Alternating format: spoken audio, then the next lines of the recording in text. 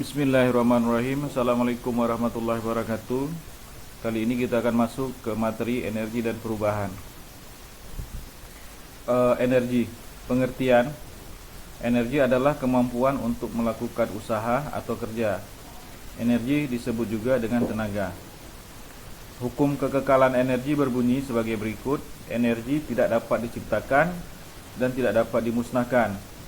Energi hanya dapat berubah dari satu bentuk ke bentuk lainnya. Untuk melakukan gerak diperlukan energi. Energi yang didapat terdapat pada makanan yang dinamakan energi kimia. Energi yang terdapat dalam bahan bakar seperti bensin, minyak tanah juga dinamakan energi kimia. Selain energi kimia, masih banyak lagi macam-macam energi seperti energi listrik, energi cahaya sudah pernah kita pelajari, kemudian energi bunyi sudah pernah kita pelajari, dan energi kalor atau panas yang akan kita pelajari, dan sebagainya. Energi tidak pernah habis, tetapi hanya berubah bentuk, ya, seperti hukum kekekalan energi, ya, yang berkata energi tidak dapat diciptakan dan tidak dapat dimusnahkan. Energi hanya dapat berubah dari satu bentuk ke bentuk yang lain. Contoh perubahan energi antara lain: energi listrik berubah menjadi energi panas atau kalor. Contoh listrik menjadi panas adalah pada setrika listrik, ya. Kemudian pada kompor listrik, kemudian pada solder untuk alat elektronika, ya. Kemudian energi listrik berubah menjadi energi cahaya. Contoh bola lampu, ya, dan lampu neon.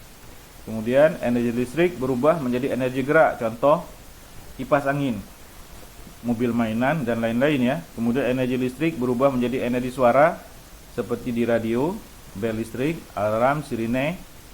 Kemudian energi listrik berubah menjadi energi kimia. Contoh pada saat pengisian aki, ya, atau pada saat charge, ya, kita mencas batu baterai. Ini contoh alat-alat elektronika yang mengubah listrik menjadi macam-macam, ya. Misalnya kipas angin dari listrik menjadi gerak, senter dari listrik menjadi cahaya.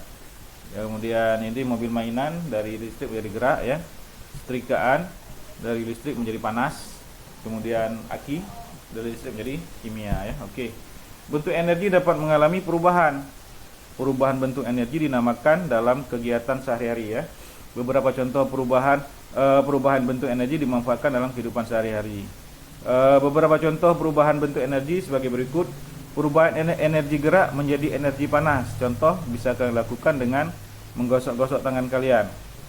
Lama-lama tangannya akan hangat. Itu merubah energi gerak menjadi energi panas.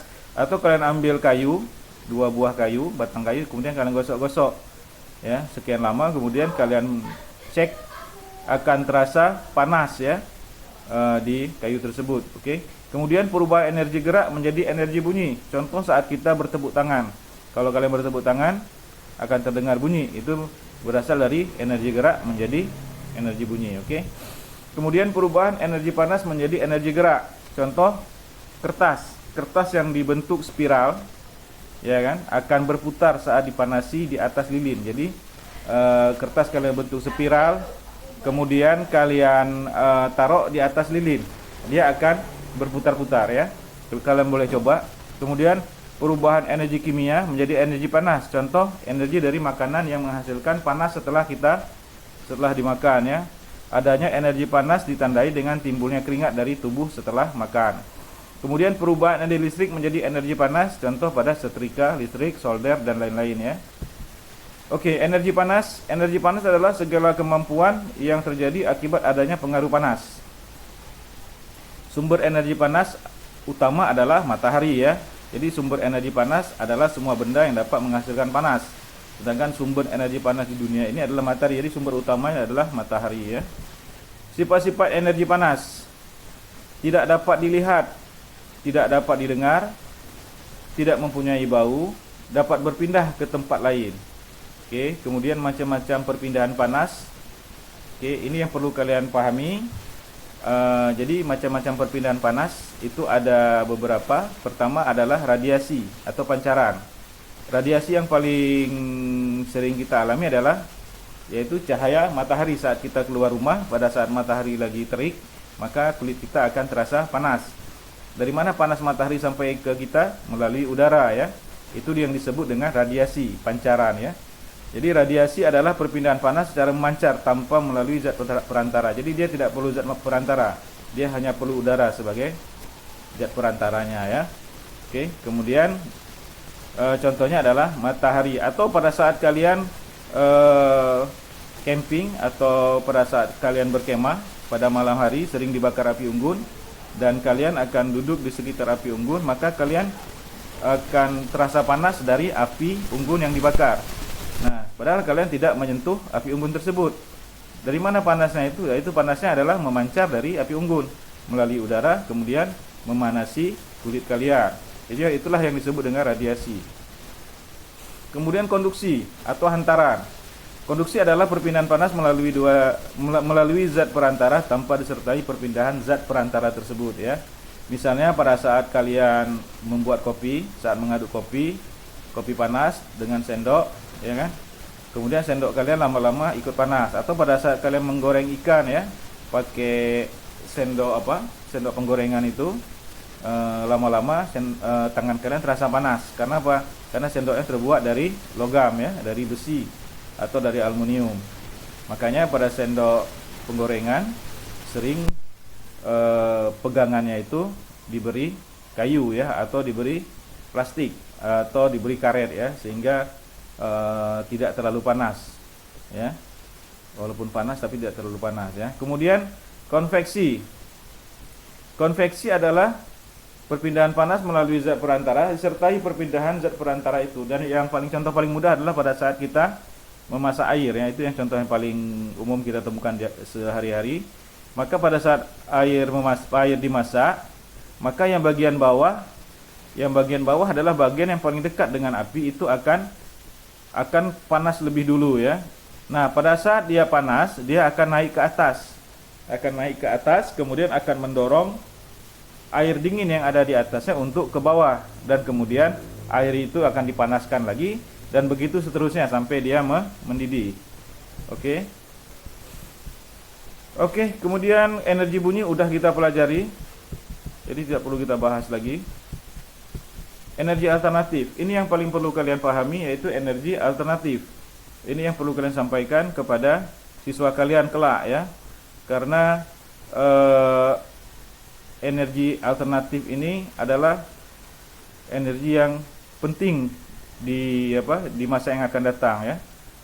Dengan makin berkurangnya sumber energi yang berasal dari dalam bumi seperti minyak bumi, gas bumi dan lain-lain, maka energi alternatif adalah mau tidak mau adalah pilihan yang harus diambil ya. Beberapa jenis sumber bumi dapat habis, misalnya minyak bumi dan gas alam, karena dia berasal dari dalam bumi ya, atau sumber daya alam yang tidak dapat diperbaharui. Dia termasuk dalam kategori sumber daya alam yang tidak dapat diperbaharui, atau dia termasuk dalam energi yang tidak dapat diperbaharui ya. Untuk itu kita butuh sumber energi lain sebagai sumber energi alternatif. Macam-macam sumber energi alternatif adalah sebagai berikut. Matahari adalah sumber energi alternatif utama ya. Karena di mana-mana ada matahari, apalagi di negara-negara tropis seperti negara Indonesia yang mataharinya ada sepanjang tahun ya. Mungkin untuk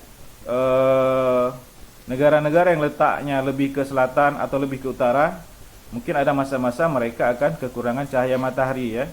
Tapi untuk kita yang berada di negeri tropis, di negeri di Khatulistiwa, maka matahari adalah ada sepanjang hari dan sepanjang tahun ya. Sumber energi utama di bumi ini adalah matahari yang menghasilkan energi cahaya dan panas. Panas matahari dapat dipakai untuk proses pengeringan, pemanas air, atau untuk menghasilkan energi listrik. Kalau untuk pengeringan kita udah sering lihat di kampung-kampung penduduk melakukan pengeringan padi di tempat terbuka ya. Kemudian pemanas air atau menghasilkan energi listrik, biasanya kita memakai solar system ya. Dari solar system ini biasanya dia terbuat dari sejenis kaca, dia akan menyerap cahaya matahari, dia akan menyerap energi matahari, kemudian dikumpulkan, disimpankan, kemudian dirubah menjadi listrik kemudian bisa dirubah menjadi cahaya, menjadi yang lainnya, ya, menjadi energi panas atau menjadi pemanas air ya. Kemudian apa? Cahaya matahari berfungsi untuk menerangi bumi pada siang hari dan membantu proses fotosintesis pada tumbuhan hijau. Dan pada malam hari juga ya, bulan kan tidak menghasilkan cahaya. Bulan memantulkan cahaya matahari ke bumi, sehingga pada malam hari juga apabila ada bulan, bumi masih terang ya, sedikit ya. Kenapa? Karena ada cahaya matahari yang dipantulkan oleh bulan, karena bulan sendiri adalah tidak memiliki cahaya ya. Oke, angin juga merupakan sumber energi alternatif. Sejak zaman dahulu angin telah dimanfaatkan manusia untuk menggerakkan perahu layar dan pompa air. Jadi pada zaman dulu sebelum ditemukan mesin-mesinan, para nelayan atau para pelaut menggunakan layar sebagai penggerak perahu atau kapal mereka. Kemudian pompa air biasa menggunakan kincir ya, untuk memompa air dimanfaatkan kincir angin ya. Kemudian angin juga masih dimanfaatkan untuk kincir angin yang menggerakkan pompa air atau kincir angin tradisional di negara Belanda. Jadi kincir angin ini bukan cuma untuk memompa air ya, tapi juga bisa untuk dijadikan pembangkit listrik tenaga angin ya. Oke. Kemudian air juga termasuk sumber energi alternatif. Dengan aliran air yang deras dapat menghasilkan energi yang bisa dimanfaatkan untuk menggerakkan generator yang menghasilkan energi listrik. Prinsip ini dipakai dalam pembangkit listrik tenaga air atau PLTA. Yang paling dekat sama kita adalah PLTA Asahan ya. Jadi memanfaatkan air terjun di Asahan untuk menggerakkan turbin ya, di bendungan untuk menggerakkan turbin. Kemudian turbin tersebut menghasilkan tenaga listrik ya, menghasilkan tenaga listrik untuk disalurkan ke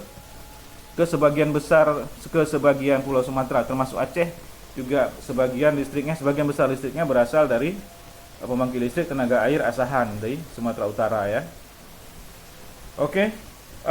Air ini bukan cuma air sungai ya, kayak di Asahan, tapi juga bisa juga berupa gelombang laut. Itu juga dapat, atau arus laut itu juga dapat dimanfaatkan menjadi pembangkit listrik tenaga air ya. Walaupun pemanfaatannya masih kurang di Indonesia, tapi itu bisa digunakan ya, arus laut maupun gelombang laut. Oke. Dan tidak mesti air terjun ya, air mengalir pun walaupun tidak air terjun kayak di Asahan bisa juga digunakan sebagai pembangkit listrik. Yang penting airnya adalah deras ya. Oke, ini dia contoh bendungan yang menjadi pembangkit listrik tenaga air. Perhatikan di sini air dibendung supaya apa? Supaya nanti pada saat dia mengalir arusnya akan lebih deras sehingga dapat memutar turbin yang ada di dalam bendungan ini lebih kencang. Dengan demikian akan menghasilkan listrik yang lebih besar. Oke ya. Kemudian panas bumi. Ini salah satu yang paling penting kalian tak ketahui. Saya harap kalian mencari referensi lain juga.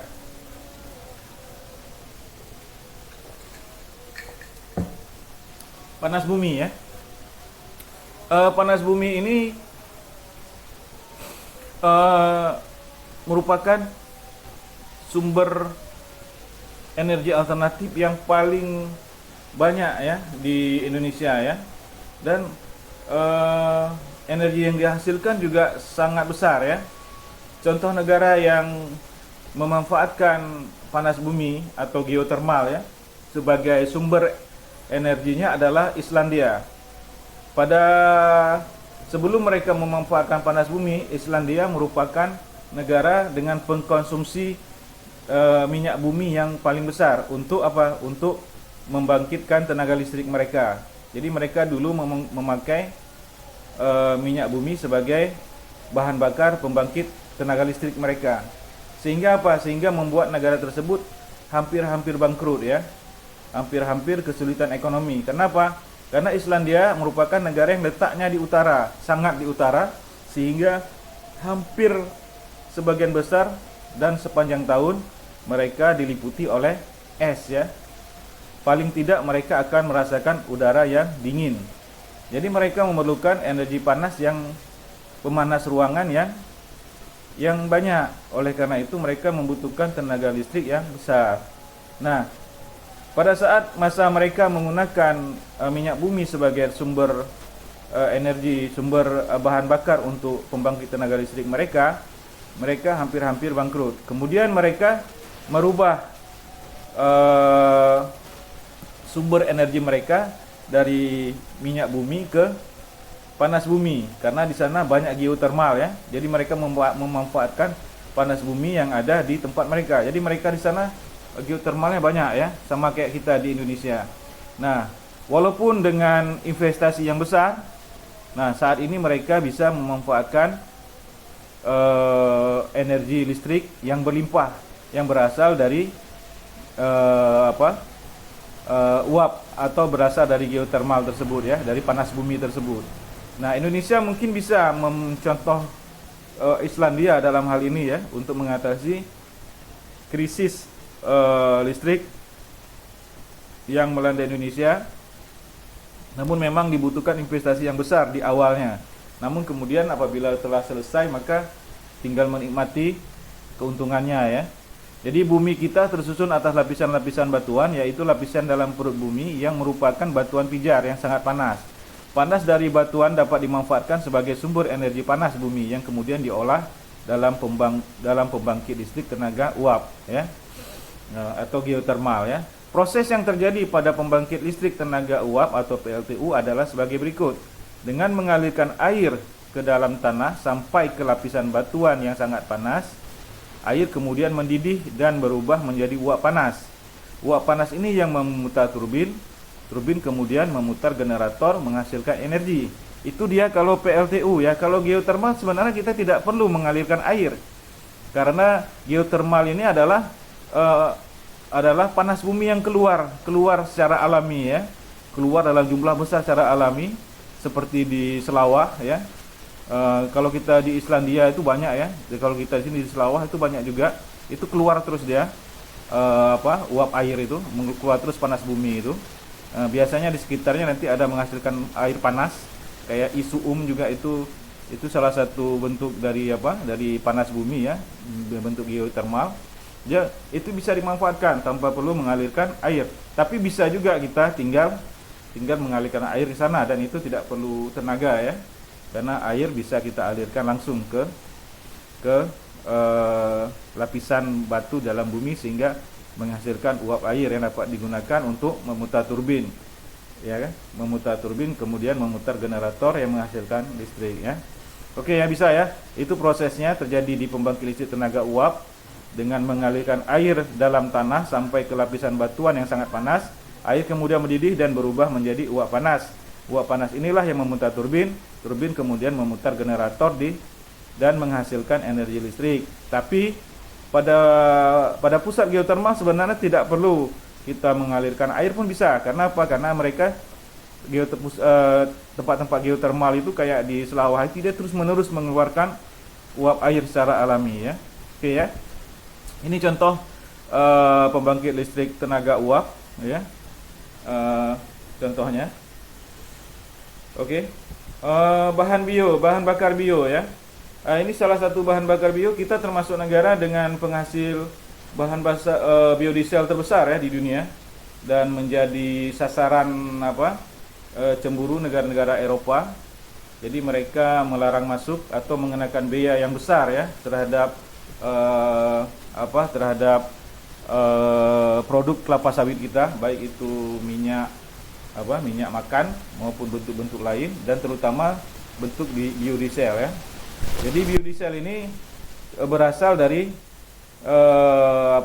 kelapa sawit ya, pohon jarak dan pohon kapuk ya, jarak dan kapuk. Jadi kemudian dapat diolah menjadi biodiesel, dan Indonesia termasuk penghasil biodiesel yang besar di dunia ya. Dan negara Eropa sangat protektif terhadap produk kelapa sawit kita. Kenapa? Karena mereka menghasilkan biodieselnya dari biji bunga matahari. Nah, kalau dibandingkan dengan kelapa sawit kita, maka otomatis kelapa sawit kita menang dari segi efisiensi ya. ya, dan dari segi kualitas tidak ada masalah ya, hampir sama, boleh dikatakan sama.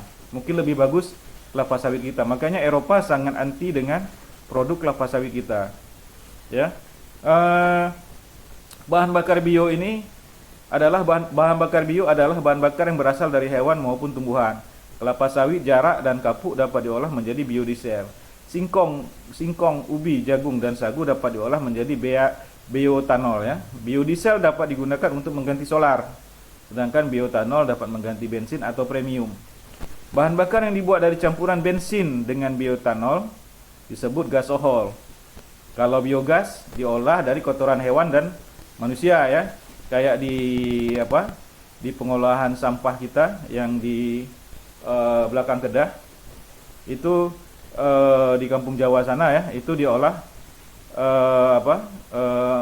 kotoran manusia, dan sampah diolah menjadi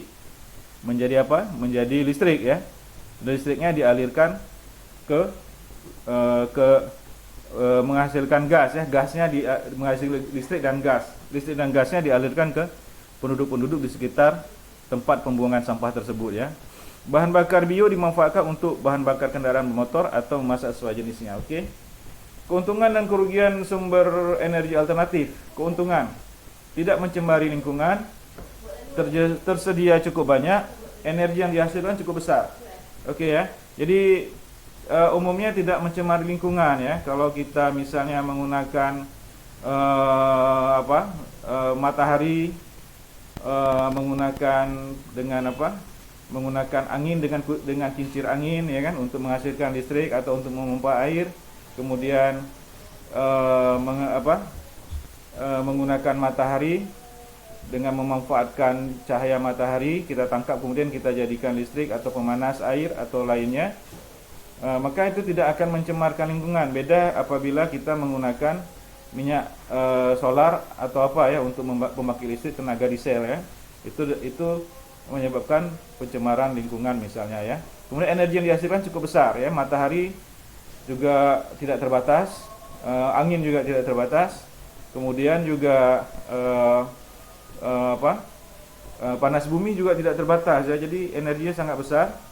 Cuman pemanfaatannya aja yang mungkin untuk modal awalnya adalah sangat besar ya, sehingga pembiayaannya sangat besar untuk di awalnya. Kerugiannya, membutuhkan biaya yang banyak. Nah, itulah. Jadi pada awal-awal pembuatannya itu membutuhkan biaya yang sangat tinggi. Membutuhkan teknologi yang tinggi. Kalau teknologi Indonesia mungkin tidak ada masalah, karena kita punya banyak ahli yang di bidang ini. Jadi saya kira tidak ada masalah. Mungkin Indonesia bermasalah di masalah pembiayaannya yang sangat besar ya. Kemudian tergantung keadaan musim. Kalau Indonesia juga tidak ada masalah dengan musim ya, karena kita negara khatulistiwa, matahari ada sepanjang tahun, ya kan? Kemudian angin ada sepanjang tahun, sepanjang hari sepanjang tahun, ya kan? Sepanjang bulan sepanjang tahun. Demikian juga dengan panas bumi kita berlimpah, ya, yang keluar tidak berhenti. Oke. Jadi tidak ada ketergantungan kepada musim. Beda dengan negara-negara yang letaknya lebih ke selatan atau lebih ke utara ya, karena mereka akan mengalami pergantian musim. Mereka ada saat-saat tidak bertemu dengan matahari.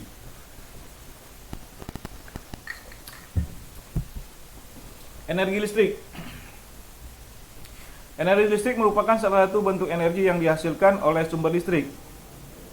Daya hantar listrik: berdasarkan daya hantar listrik, benda dibagi menjadi 3, yaitu konduktor, isolator, dan semikonduktor.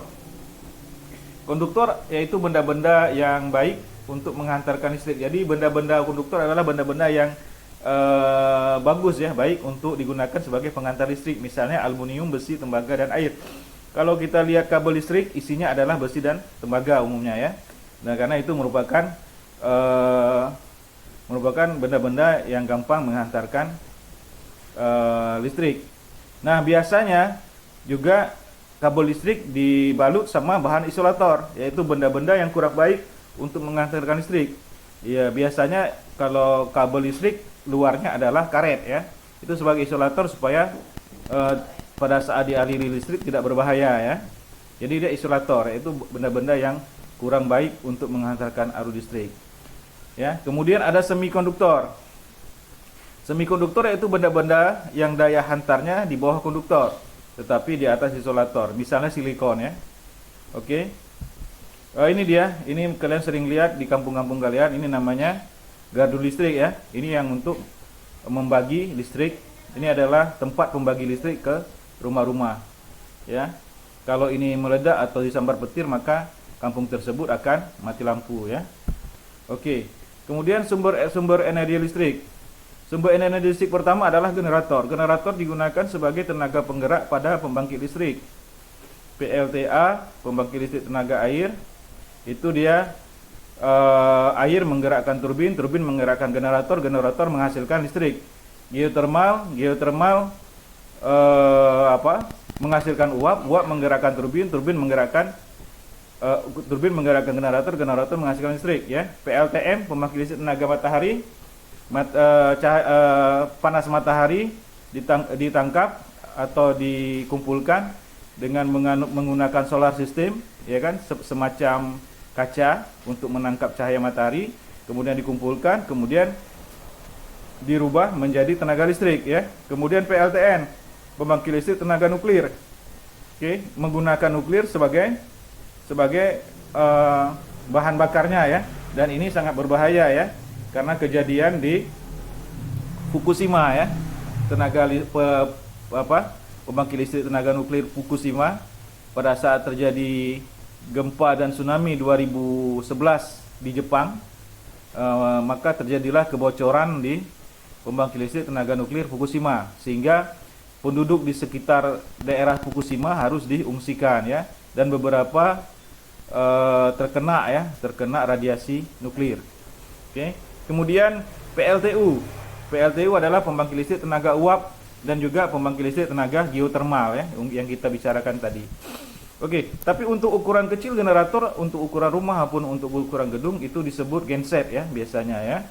Oke. Kemudian batu baterai, kalian perhatikan batu baterai terbuat dari bahan-bahan seperti logam, batang arang, karbon, campuran serbuk mangan, pasta asal minyak, seng dan pembungkusnya. Dan pembungkusnya dari kertas biasanya ya. Kalian perhatikan itu, ke atasnya adalah tutup tembaga bermuatan positif ya, sedangkan bawahnya nanti kutubnya negatif ya. Zat kimia di seputarnya, kemudian di tengah-tengahnya itu adalah batang karbon warna hitam kalau kalian buka ya, kemudian dibungkus oleh kertas. Kemudian aki terbuat dari bahan-bahan seperti 2 lempeng timbal dan larutan asam sulfat pekat ya. Oke, ini dia aki kalau kalian lihat.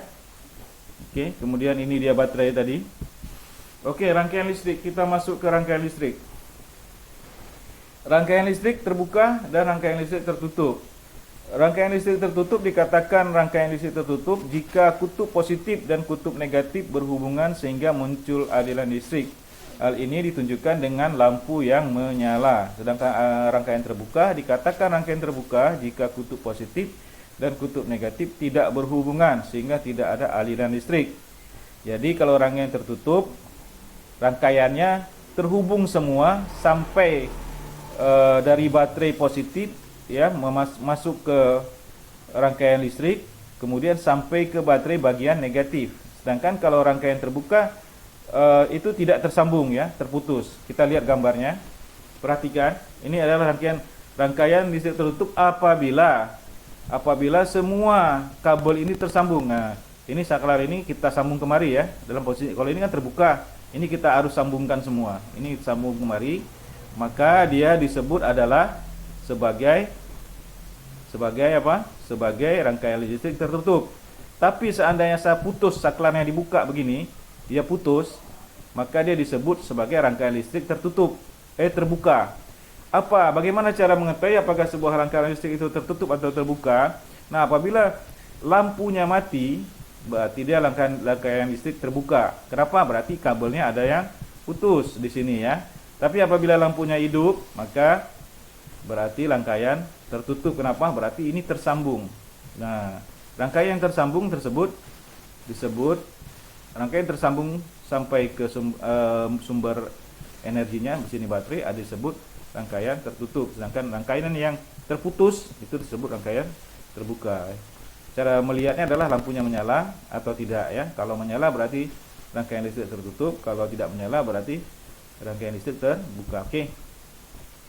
Rangkaian seri paralel dan campuran.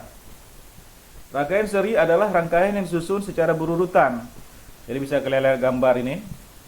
Ini dia. Jadi keluar dari kutub positif baterai, ya kan? Masuk kemari, langsung masuk kemari, langsung masuk kemari, kemudian balik ke kutub negatif baterai. Jadi ciri rangkaian seri apa? Arus yang mengalir lebih besar. Sebenarnya bukan lebih besar ya. Arus yang mengalir sesuai dengan arus yang keluar dari baterai. Kalau yang keluar dari baterai 10 berarti masuk ke lampu pertama 10, kemudian pindah ke lampu kedua 10, kemudian pindah ke lampu ketiga 10, kemudian balik lagi ke kutub negatif 10. Ya. Jadi dari kutub positif keluar 10 ke lampu 1 10, lampu 2 10, arusnya 10, lampu ketiga juga 10, balik lagi ke kutub negatif 10. Jadi cahaya lampu ini sama ya, dengan catatan tahanan dalam lampu ini adalah sama ya. Maka kita lihat cahayanya, terang cahayanya adalah sama karena arusnya mengalirnya adalah sama. Nyala lampu lebih terang, seperti saya bilang tadi, tergantung sama arus yang keluar juga ya. Jika arus terputus maka lampu mati semua. Jadi kalau salah satu terputus, mau di sini terputus, mau di sini terputus, atau mau di bawah terputus, maka lampu semua mati. Karena dia tidak bisa mengalirkan dari kutub positif, tidak bisa masuk ke kutub negatif, maka aliran listrik ini adalah akan terputus semua dan semuanya akan mati. Oke, ini dia. Perhatikan ini baterainya kita serikan. Jadi seri itu ditaruh menumpuk seperti di dalam senter, itu disebut seri ya. Jadi arus yang masuk kemari sama, kemudian masuk lagi kemari. Jadi misalnya kalau baterai ini isi masing-masing 1,5 volt, 1,5 volt, maka kalau digabung menjadi 3 volt ya, karena dia dibariskan secara seri. Maka dia adalah arus yang mengalir, tegangannya 3 volt, maka arus yang mengalirnya akan lebih besar ya, dia akan sama semari ya. Jadi ini seri, ini juga seri lampunya. Jadi posisi sumber energinya seri, sedangkan posisi lampunya ini atau bebannya ini juga seri ya. Jadi lampu yang aliran misalnya sini 20 akan masuk ke lampu 1 20, akan masuk ke lampu 2 20 dan akan balik ke kutub negatifnya 20. Artinya lampu 1 dan lampu 2 akan sama terang cahayanya, dengan catatan R di dalam lampu ini adalah sama ya. Dan dengan catatan ini adalah tertutup, rangkaian tertutup ya.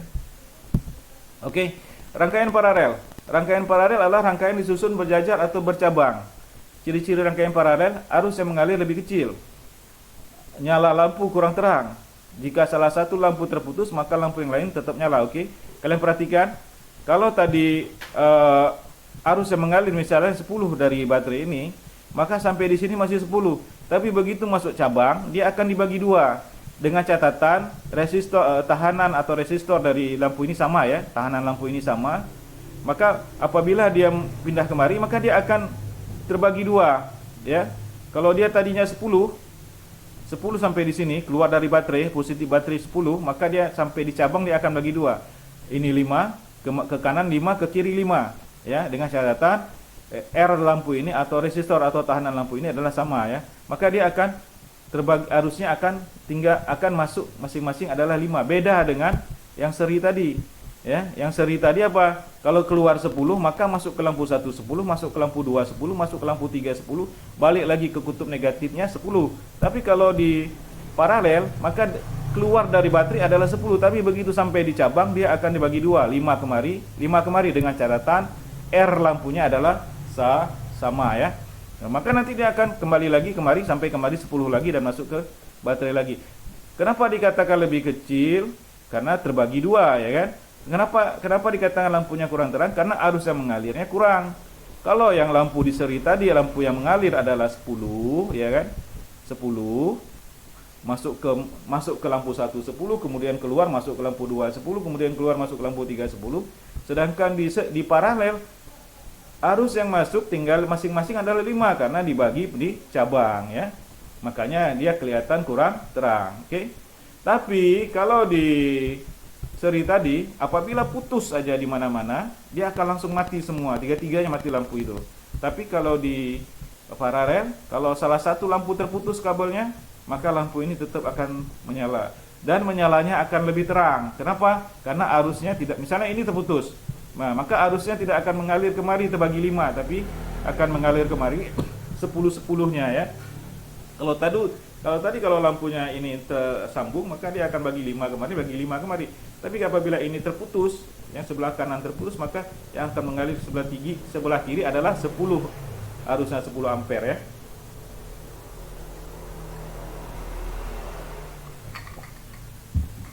Jadi lampunya akan lebih terang ya. Bisa ya? Oke. Oke, ini dia lampu disusun paralel. Ini lampunya paralel ya, dengan satu baterai. Biasanya baterai itu 1,5 volt ya. Oke, arusnya mengalir. Perhatikan. Sampai kemari masih 10. Misalnya kita anggap arusnya 10 ya, misalnya ya. 10 sampai kemari dibagi 2 kan? 5 ke bawah, 5 terus ya kan? Kenapa? Karena ada 2 lampu. Kita anggap resistornya sama ya, tahanannya sama, maka sampai kemari dibagi 2. Ini 5, arus yang masuk kemari 5 ampere, arus yang masuk kemari 5 ampere ya. Oke.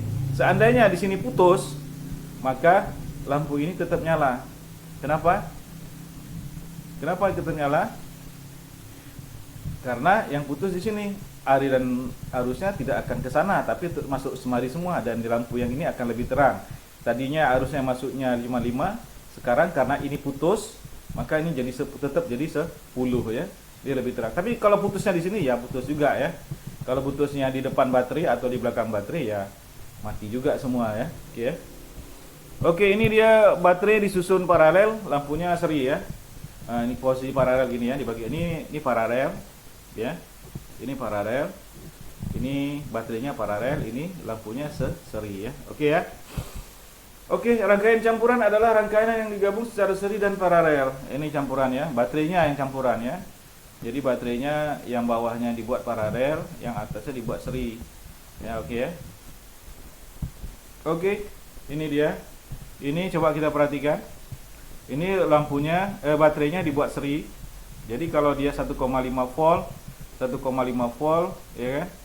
Berarti dia ada 3 volt nih. Arus yang mengalir, ya kan? Misalnya 10 ya, 10 harus mengalir kemari. Sampai kemari dibagi 2, ya kan? Kemari 5, kita anggap nih tahanannya sama semua ya. Tahanannya sama semua, ya. Ini 5, ini 5. Ya, oke. Nanti di sini yang 5 di sini akan dibagi 2, di sini 2,5, di sini 2,5. Oke, harusnya. Jadi nanti lampu yang di sini relatif lebih redup dibandingkan dengan lampu yang di sini. Di sini masuk kemari 5, masuk ke lampu 1,5, keluar dari lampu 5, masuk lampu 2 juga 5. Tapi di sini masuk kemari dibagi 2. Ini jadi 2,5, ini jadi 2,5, sehingga lampu di sini relatif lebih redup ya. Oke ya. Oke, energi kimia. Energi kimia adalah energi yang dihasilkan oleh reaksi kimia. Contoh, makanan yang diproses secara kimia oleh tubuh untuk menghasilkan energi bagi manusia. Motor dapat berjalan dengan bahan bakar. Itu juga proses energi kimia ya. Karena bensin, solar itu energi kimia ya. Oke. Kemudian ini yang penting yang perlu kalian ajarkan kepada siswa-siswa kalian kelak, yaitu cara penghematan energi ya. Hampir semua kegiatan manusia memerlukan sumber energi. Beberapa sumber energi yang digunakan bersifat tidak dapat diperbaharui atau tidak terbarukan, seperti minyak bumi, gas, itu adalah energi yang tidak dapat diperbaharui atau tidak terbarukan ya. Oleh karena itu perlu dilakukan penghematan energi agar ketersediaan energi tetap terjaga. Beberapa perilaku penghematan energi sebagai berikut. Ini hanya beberapa aja ya. Jadi kalian coba cari di referensi lain yang lebih banyak mengenai cara penghematan energi. Ini secara umumnya aja. Ini perlu kalian pahami dan perlu kalian sampaikan nanti kelak kepada siswa-siswa kalian. Kenapa? Karena di masa depan dengan populasi manusia, pertumbuhan populasi manusia yang besar, kemungkinan kebutuhan energi akan sangat besar. Toh saat ini aja energi kita dalam krisis ya, terutama energi listrik, apalagi nanti di masa yang akan datang. Maka perlu proses eh, penghematan listrik ya. Kalian harus mengajarkan siswa kalian tentang penghematan listrik atau penghematan energi ya. Oke, pertama penghematan listrik. Cara penghematan listrik dalam rumah tangga sebagai berikut: menghidupkan peralatan listrik secara bijak. Contoh, menghidupkan satu televisi saja dalam rumah apabila dalam rumah tersebut ada beberapa televisi ya, dan mematikan televisi apabila tidak ditonton ya. Mematikan peralatan listrik yang tidak digunakan. Contoh, lampu di kamar kalau tidak ada orang ya dimatikan gitu kan. AC kalau tidak dipakai ya tidak ada orang di kamar ya dimatikan ya. Radio, televisi, kipas angin demikian juga. Mematikan lampu, radio, televisi dan kipas angin yang tidak digunakan. Kemudian menggunakan penerangan secukupnya. Contoh, menyalakan satu lampu yang cukup terang dalam satu ruangan. Oke, kemudian menggunakan peralatan listrik hemat energi. Contoh, pilih lampu atau kulkas dengan daya kecil. Itu banyak dijual lampu hemat energi ya. Jangan menggunakan lampu pijar ya, itu biasanya boros energi. Jadi kalian lebih bagus pilih lampu-lampu yang menghemat energi seperti lampu-lampu neon ya. Oke. Menggunakan pompa air secara hemat. Contoh, mengisi beberapa tandon sampai penuh sekaligus ketika menghidupkan pompa air. Kemudian F, menggunakan peralatan listrik secara bergantian. Contoh, tidak menghidupkan sekaligus ya, tidak menghidupkan sekaligus televisi, mesin cuci, rice cooker secara bersamaan ya. Jadi misalnya kalau kita lagi menyuci maka kalau bisa jangan memasak dulu dengan rice cooker dan usahakan tidak menonton televisi dulu ya kan. Karena kita sedang menggunakan mesin cuci yang membutuhkan energi yang besar ya. Kemudian pada saat kita memasak, usahakan kita tidak sambil mencuci ya, sehingga rice cooker ini kan membutuhkan energi yang besar juga. Oke ya, bisa paham ya. Jadi tidak menggunakan secara bersamaan. Kemudian menutup rapat pintu kulkas. Nah, apabila tidak, maka kulkas akan bekerja lebih keras, lebih berat, maka dia akan menggunakan energi listrik yang lebih besar ya. Menggunakan AC jika udara terasa panas saja. Jadi pinter-pinter menggunakan AC. Kemudian menyetrika pakaian adalah jumlah banyak sekaligus. Jadi jangan kalian menyetrika satu baju, nanti pas mau berangkat satu lagi kalian setrika. Itu lebih memboroskan ya. Jadi kalian lebih berhemat apabila menyetrika sekaligus baju-baju tersebut. Kemudian penghematan bahan bakar. Cara penghematan bahan bakar sebagai berikut: mematikan kompor setelah selesai memasak ya. Merawat kompor dengan baik. Sebagai contoh, rajin membersihkan sumbu kompor minyak tanah agar nyala api maksimal sehingga memasak nasi cepat matang ya. Kemudian menggantikan bahan bakar minyak tanah dengan gas LPG, karena gas LPG mempunyai energi yang lebih besar daripada minyak tanah sehingga masakan lebih cepat matang ya. Kemudian menggunakan kendaraan bermotor hanya untuk bepergian jauh. Jika jarak yang tempuhnya hanya dekat, sebaiknya berjalan kaki atau naik sepeda. Kemudian membiasakan diri naik kendaraan umum. Banyak lagi ya, saya cuma memberikan beberapa contohnya aja.